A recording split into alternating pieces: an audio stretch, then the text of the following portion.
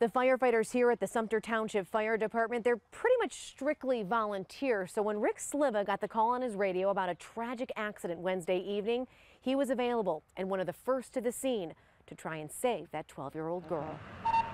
Sumter Dispatch, all basic rush commander, respond to 281. Here's something similar to that when it goes off, telling us what's going on. And when Rick got that call Wednesday night, he and other volunteer firefighters were dispatched here to Willis Road and Martinsville, where a minivan with 5 people inside, 3 of them kids, was rear-ended, nearly crushing the 12-year-old girl in the back seat. Well, of course, the back end of the van was completely mangled, and the girl was sitting in the 3rd row seat of the back of the van.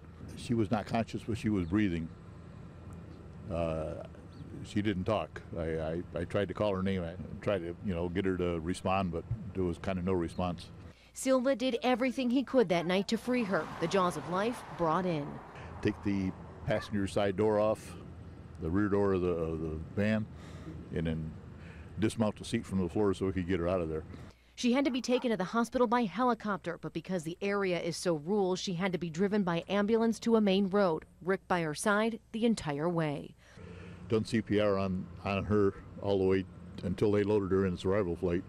Sumter Township Police arrested 49-year-old Charles Cahill, who has been convicted of drunk driving 12 other times. His license revoked back in 1990. Police say Cahill was nearly 3 times over the legal limit at the time of the crash.